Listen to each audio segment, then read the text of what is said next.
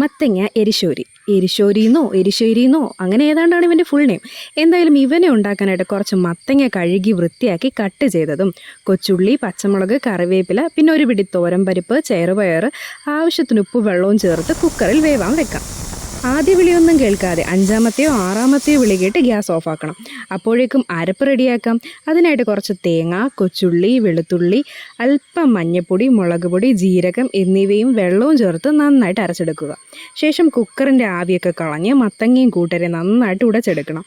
എന്നിട്ട് നമ്മൾ അരച്ച് വെച്ച മിക്സ് ചേർത്ത് ഇളക്കി ചേർക്കണം.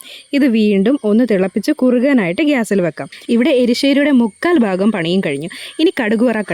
അതിനായിട്ട് വെളിച്ചെണ്ണ ചൂടാക്കി കടുകിട്ട് പൊട്ടിത്തെറിക്കുമ്പോൾ ശാന്തനാക്കാൻ കുറച്ച് ഉള്ളിയും കറിവേപ്പിലയും ചേർക്കാം. പിന്നീട് അവർ ക്ഷീണിക്കുമ്പോൾ ചിരകി വെച്ച തേങ്ങയും ചേർത്ത് മൂപ്പിച്ച് ഇളക്കി യോജിപ്പിക്കാം. അതോടെ പുള്ളിക്കാരൻ റെഡിയാവും.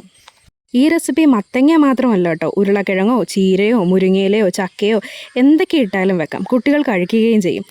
ഇത്രയൊക്കെ കഷ്ടപ്പെട്ട് ഉണ്ടാക്കി കൊടുത്തിട്ടും ദച്ചു നന്നാവുന്നില്ല എന്ന് പറയുന്നവരോട് എനിക്കൊരു കാര്യം മാത്രമേ പറയാനുള്ളൂ: മത്തൻ കുത്തിയിട്ട് അവക്കാഡോ പ്രതീക്ഷിക്കരുതല്ലോ, അല്ലേ?